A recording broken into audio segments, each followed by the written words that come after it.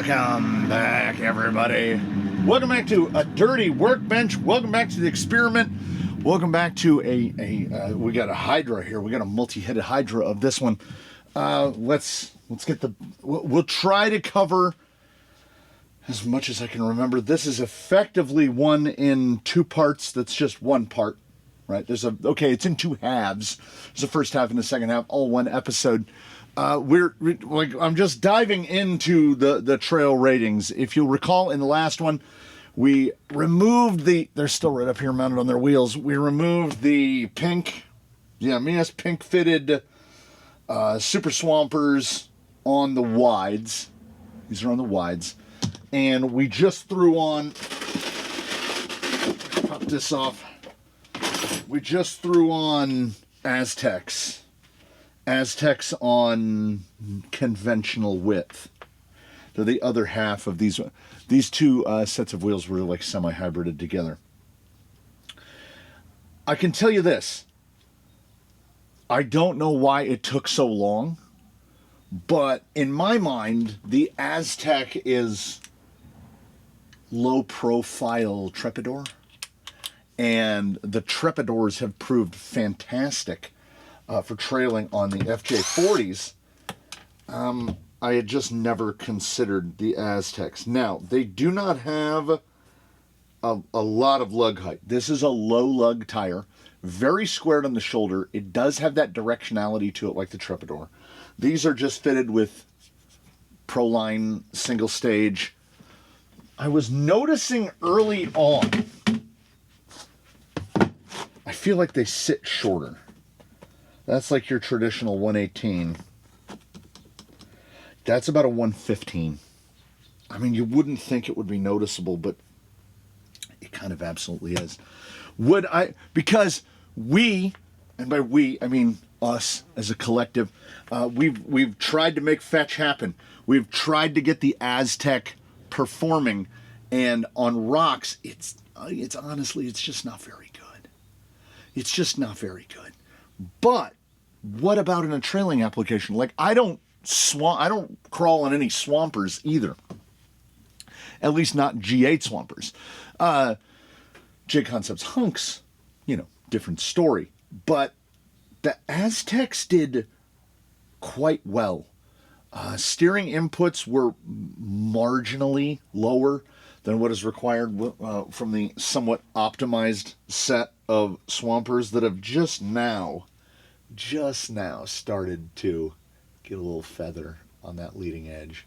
And you got to figure these have to be somewhere in the 30 miles recorded neighborhood. Something along those lines. We did the absolute normal, 4.01 miles, hour and 5. That's 16:12. It was locked in, 57 on the cruise control the whole time. And what did we learn about the cruise control? We learned that the cruise control can get us thou in troubleth. Let us turn the cruise control down to something small. Let us reinstall the tire so it doesn't look weird. Did we put any heat in this? Not really. It ran great today. The pickle did phenomenal today.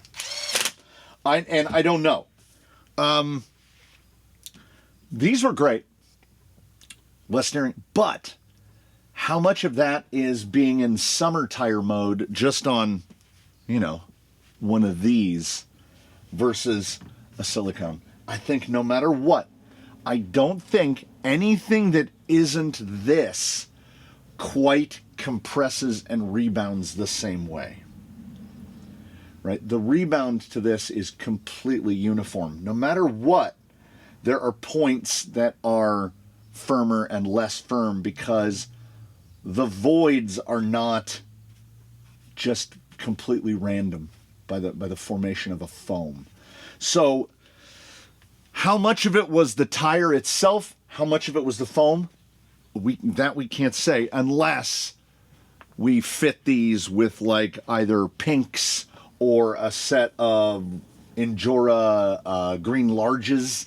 These are a little short. They'd probably be a little bit better on pinks.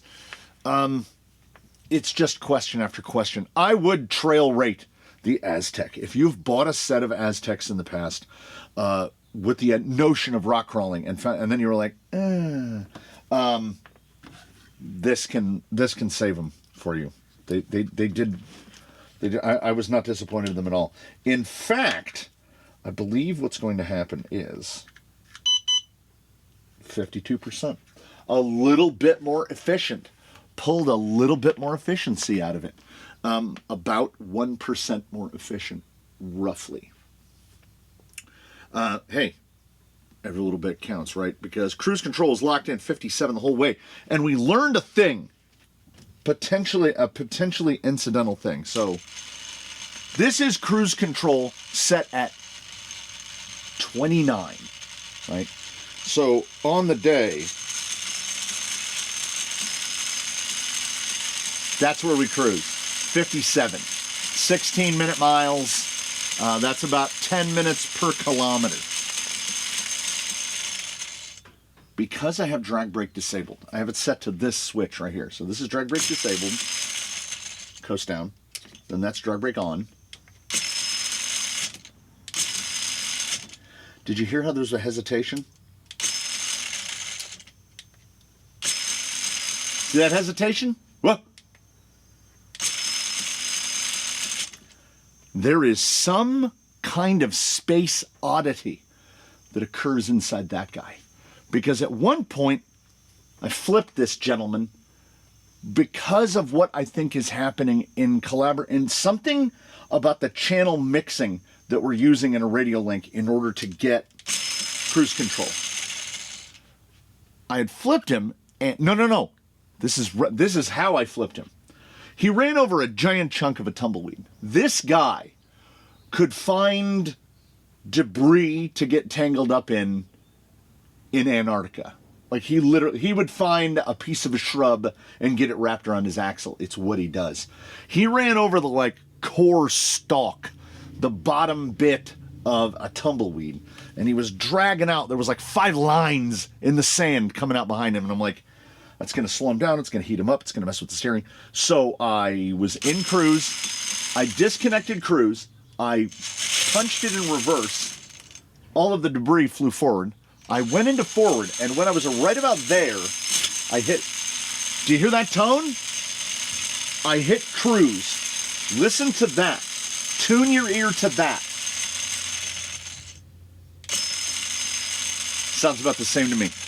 What it felt like it happened, it felt like the cruise was additive. I had gone reverse, forward, cruise, and he just... shoom! Took off like a missile. And in my haste to... You see where this is right here? I went like that. I think I hit the knob and the wheel, and then I reached in to thump. It was just a huh, and I went, yeah.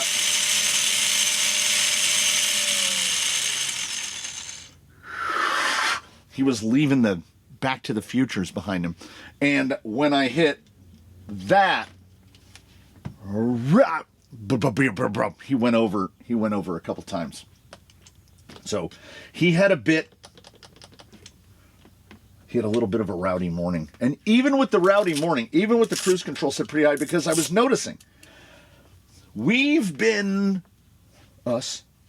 questioning, how is it that when we set the cruise control to a fixed number, and I'm tracking this, double tracking. I'm tracking it through an activity, and I'm tracking it through Skeletra.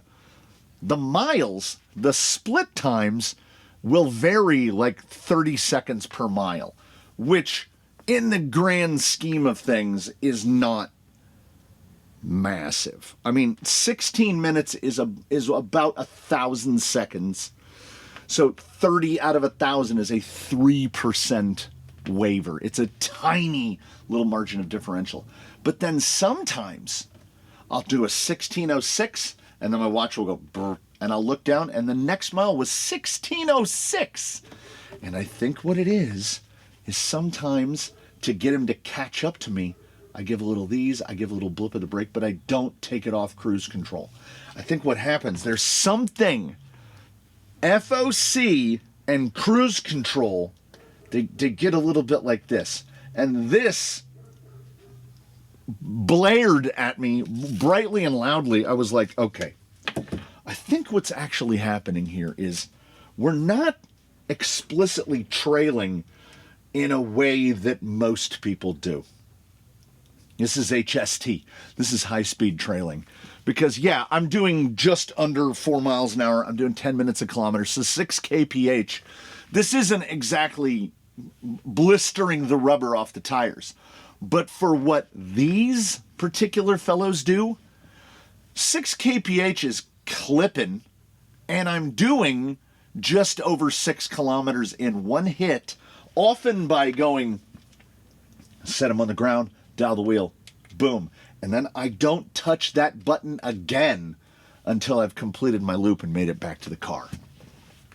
It is not a scenario that most people are endeavoring into, but it is also absolutely torturous on the equipment because it is 100% duty cycle for everything for an hour. The shafts don't stop spinning, the tires don't stop turning, the motor tries to hold an RPM as best as it can.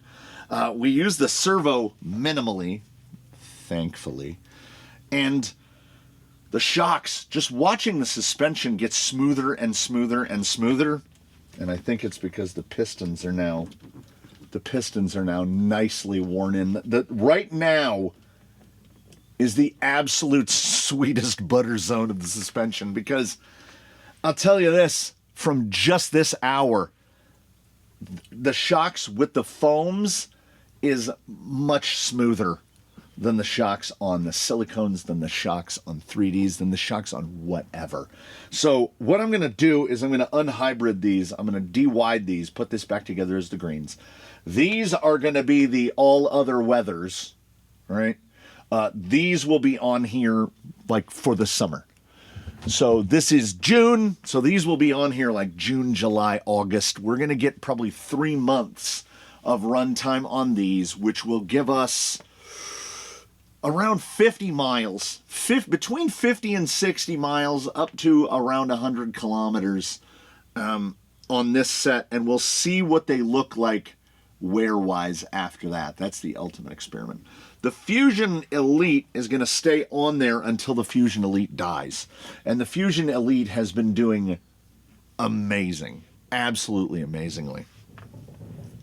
As I mentioned, there's a second half to this. The second half to this is another part of the trail rating shenanigans, because I decided if we're going to come out here and we're going to torture test Azteks, we might as well torture test something else as well. So that guy was slapped on the roof for the entirety of the journey, including the delightful joy of the rollover. If we do a little capsule trail rating, the KNF Concepts, this little guy, the little guy that grabs the Insta, the way I attached it is I took an unused, was that Arca? This is a tripod shoe for the top of a tripod. Just used a thumb screw with a 4x20, clamped that onto the roof. Did not move a millimeter the whole time. And that clampy action, they're $20. If you've got an Insta, I would actively recommend. I have to order several more because I need to fit what we're calling trail mounts to a number of trail vehicles, because my goal is to employ this camera in concert with my GoPro. I don't think my confidence in it has risen high enough for it to become the dedicated camera, but it did do amazingly well today. And I'm going to do something. I'm going to go like this, because the battery is the whole side of the object. I'm going to go throw this guy in the... So it recorded about an hour and 5 minutes, and it was shot in 4K 60 frame single lens. I didn't go 360 because I figure I wouldn't need it, and I also wanted to test this thing's performance as an action camera. How much... These are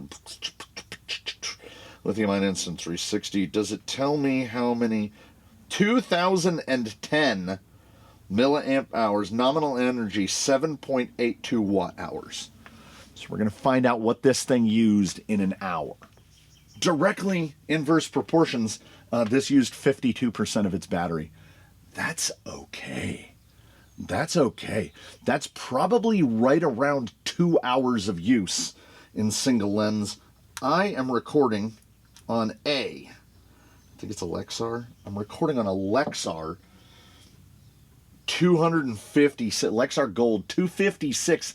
This is a V60 because the editing process with this little guy is a little bit of a different. I've got the adapter, the new adapter card.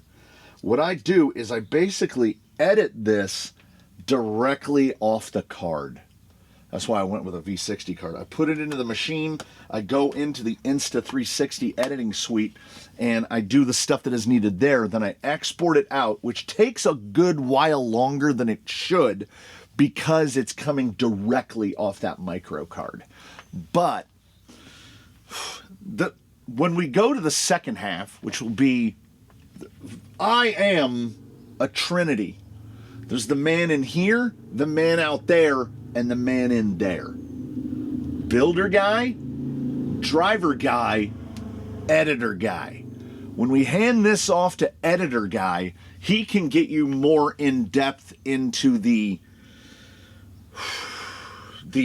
pitfalls of recording at high bit rates, right? When this thing shoots 360, we have to put the most comical lens protector on. When I giggle every time.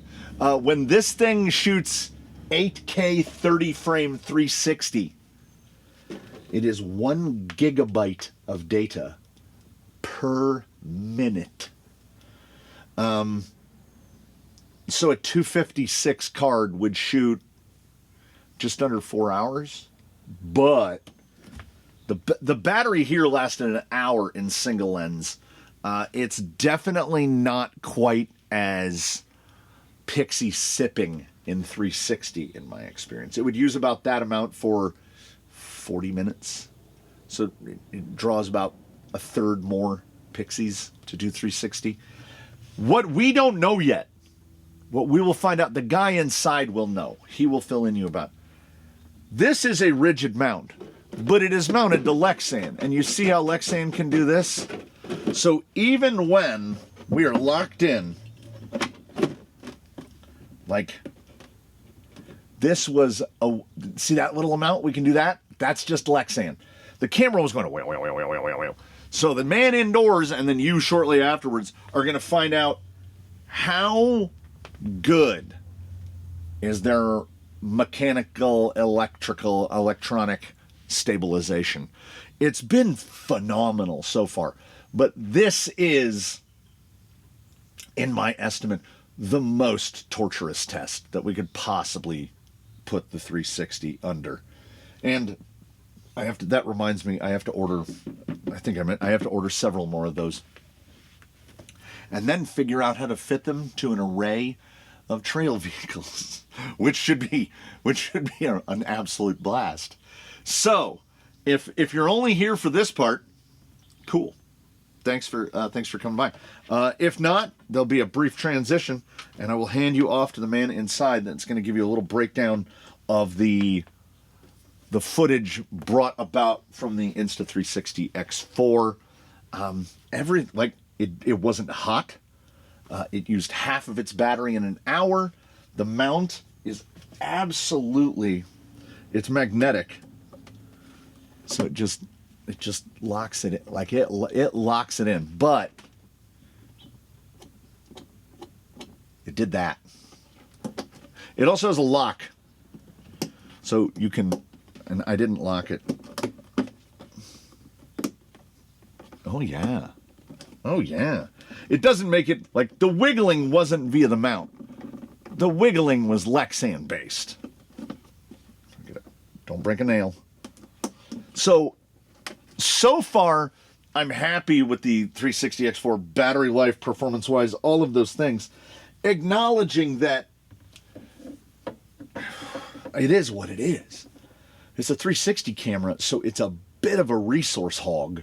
That's a $120 memory card to go in there. By far the most expensive memory card I use for anything. These are $20 a piece, and I'll probably end up buying like 6 of them.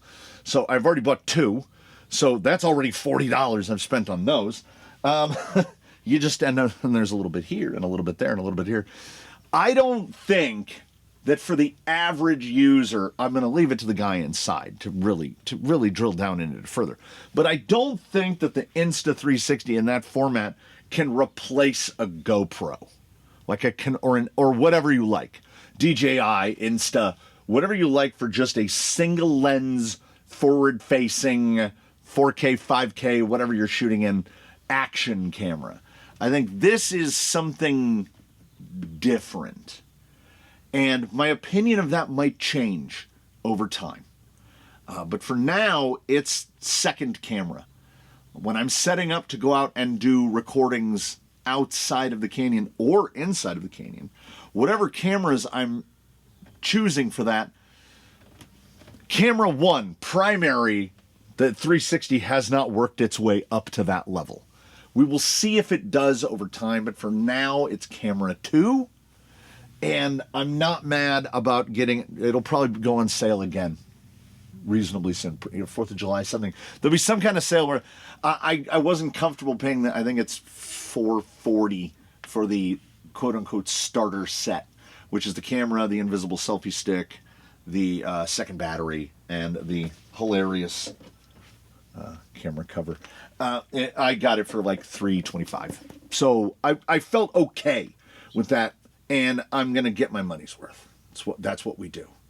I feel like we've already gotten our money's worth out of our man, the Pickle, because the Pickle is now at 74.6. He's just under 75 miles.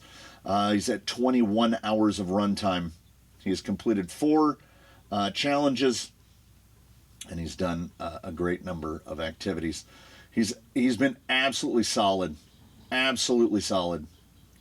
Yeah, 105 was quick. 105 is a quick one. Usually, I think 107 is our average for the 4 mile. 105 was clipping along.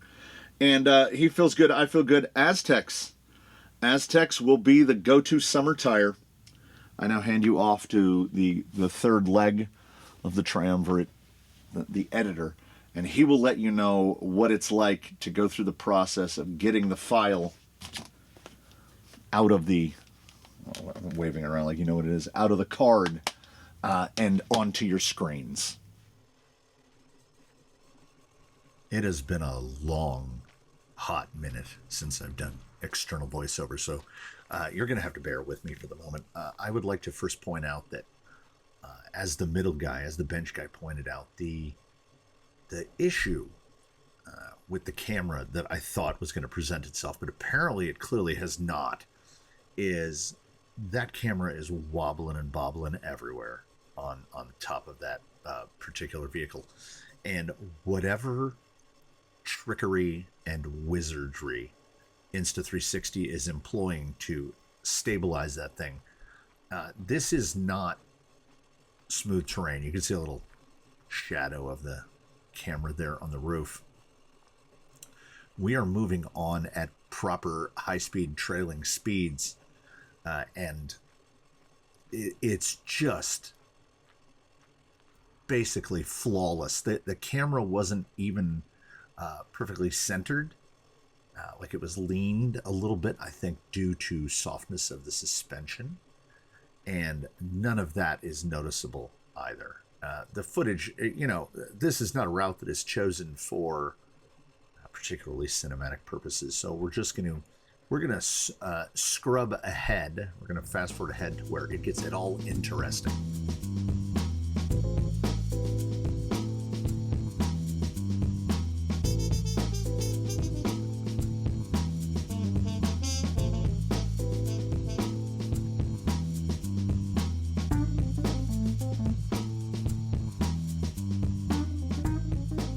So let me just pop in for a minute as I dodge. Don't do it. Francis, This is the problem with trying to obtain audio inside my own home. For some reason, cats will find this remarkably interesting. This is super rough terrain right here. And the camera handles it so well that it's almost concerning. When you export the files off of the camera, you get a preview. It basically looks like the footage that is displayed on the screen on the camera. And the shaking, it's unbelievable. It looks like a camera attached to a paint shaker. So the fact that we're getting it this clear and this crisp is unbelievable. I can't remember how far it is ahead. We're just going to cut and move and bob and weave. You know, it's an hour and 5 minutes of footage we don't need to see. No one needs to see all of this.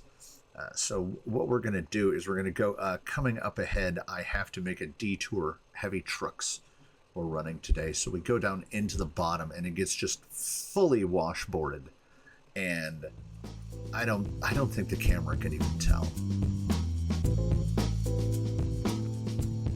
So we dive down into the bottom of one of the settling ponds.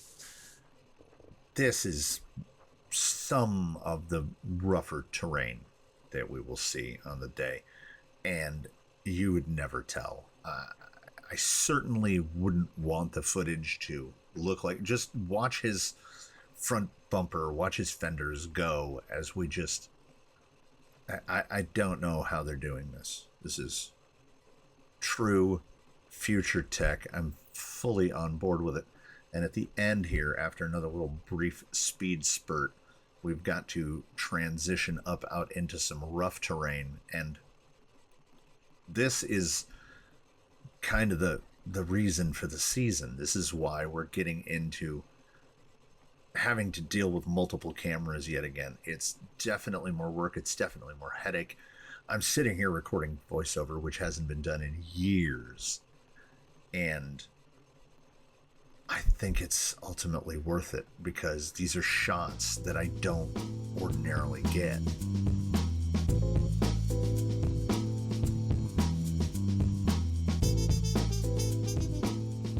This section was kind of my favorite part of the morning because the trucks were dumping sand, all the sand they're pulling out. So I feel like if I keep coming out here to this section, I'm going to cover every square foot of it because I don't know what it looks like from above. I don't know what roads attach into other roads. And I use road quite loosely. I don't know what parts attach to other parts. I thought I was on the berm that you can see there in the distance, and I was a berm below that. And at no point do these connect together because it was all put together in fits and starts and little phases. So I could just tell you had this wash over of a feeling, a sensation that no one had been in this particular spot right here in a long time because it's out past the end of that one pond. And unlike the rest of the ponds, the little ring road doesn't travel all the way around the outside of it. It just drops in. There's a little access on one side. I'm not sure if we steer back far enough. Right over there that you can't see out of frame left, that's where we should have been. But when you see a heavy piece of equipment moving off in the distance, it's kind of tough to judge where it is in relation to you.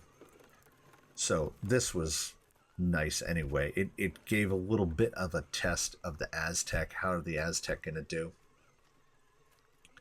Absolutely excellent up across this. And it tied me in about one road. See, I thought I was over there, right over on the other side. I thought I was on the other side of this. This is a lot of what Tuesday mornings are, just straight long runs like this, which reveal to you whether or not your shoes are in good working condition. And shout out Saucony for what have to be the perfect shoelace. I know it's not a thing that people put a lot of thought into, but maybe they do. They're textured just enough and they're flat, like they don't come untied. I've never had them come untied. They don't come untied. And I'm not a double knotter. So we're going to launch forward. Something interesting comes up later. We'll meet back up for that.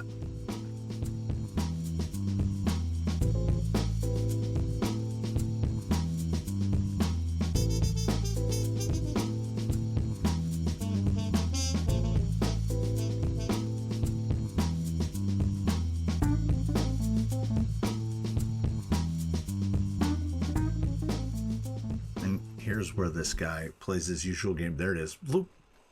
Just gobbled up that chunk of a tumbleweed. So we throw it in reverse. We zoom it back forward. And you'll notice we've got some real velocity here. And it grabs the hook and the full roll.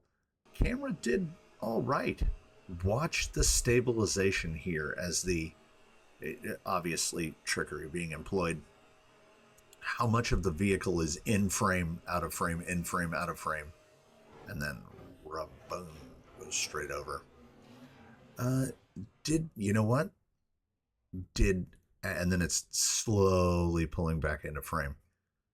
It did great. I bought lens protectors for it. They are not installed. They are in a box. We will install those at some later point. And we will pick this up again at some later point when we have found something that appears broadly interesting.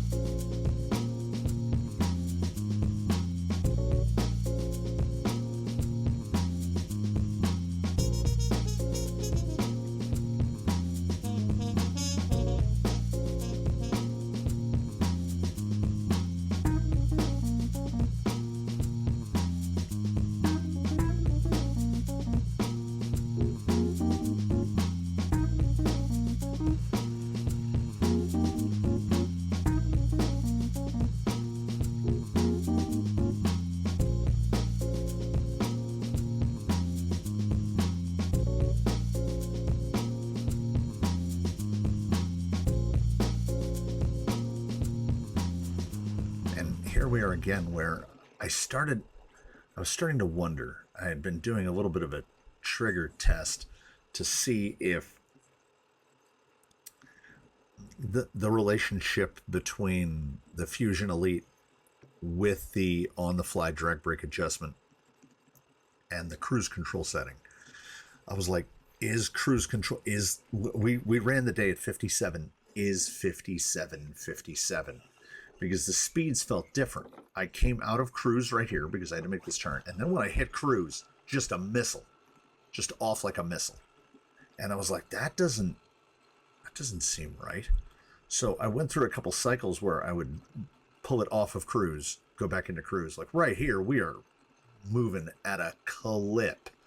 And here comes a chunky man running, trying to keep up because he's like, how fast is 57? And I get into a brisk walk, and I'm like going into cruise, out of cruise, because we've got the drag brake disabled, so we don't come to a complete stop. But even right here, this is 6 miles an hour, so this has got to be around 10 kilometers an hour right along here, and it is still 57. So we stop, we hit it again, still feeling over, and you can almost see it from the footage, just starts to slow down. And then that 57 felt like 57 again. I need to start carrying something in the right hand. It looks really weird when you take the dimension out of an arm swing. That looks really weird. I get you get the swelly hand when you walk and there's nothing grabbed in the hand. My other hand is fine because the radio with the phone clamped onto it is like 2 pounds. So we just get used to it. And then it just goes on like this for a good while.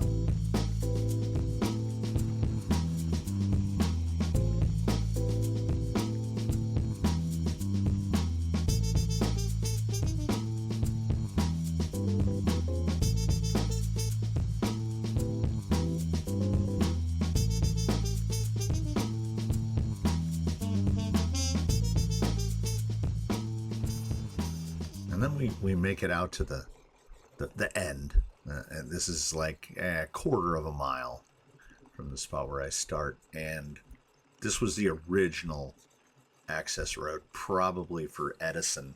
And it's just a nice double track that gets driven on very seldomly. So it's got some nice overgrowth on it, little 10th scale trail action. And I'm going to go ahead and say Crawler Canyon Trail rated for the Insta X4 Air. It did everything I would have wanted it to. We will most likely see another longer term test with it in 360 mode, because that edit takes significantly longer and it takes up significantly more memory. But my goal is to use the camera primarily in that, shoot it all now, frame it later. I don't feel like I got robbed. The Insta340 X4 and like a Hero 13 are reasonably close. It's around the typical price of an action camera. I still think that a dedicated action camera, maybe versatility isn't the word. Maybe it's not more versatile, but it's more utilitarian. So I don't know explicitly what the future is going to hold for the Insta X4 Air, but it's definitely going to stay in service. The battery life looks great. It doesn't get hot, which is a problem with many small factor cameras like this.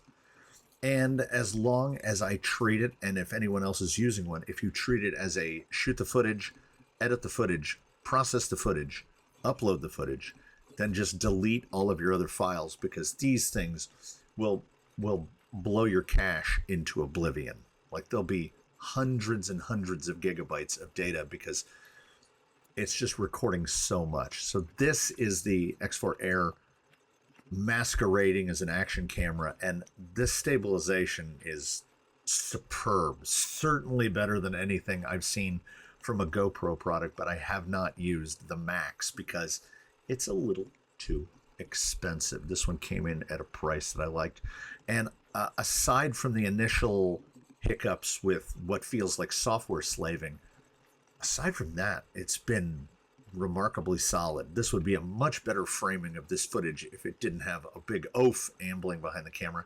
If we were traveling the other way up the single track, this would look fantastic. So I think if you're a follower of the experiment or a follower of the Canyon, you know that this is what we do. We're going to constantly be trying new things all the time. We're going to figure out what the camera mountings are, how all of the future edits are going to go. We're going to work it out as we go. So I'll take this opportunity to thank you so much for joining us here today. All of the other things, as per usual, come on back and see us. And in between now and then, please, one and all, do your very best. Have a good one, everybody. We'll see you again here from the Canyon or outside. I want this thing to become part of the normal service. Don't just grab the tripod. Don't just put the cameras in the usual setups. I'm gazing around because a crow flew close enough between me and the sun that for just a millisecond he blocked the sun out, and I thought a plane was crashing into me. That is not what happened, because I lived to do the voiceover. I hope that the bench guy agrees with everything that the editor guy said. We were pretty much in sync for this. 4.01 miles, hour and 5 minutes. We did good. The Insta360 did good. I hope you did good.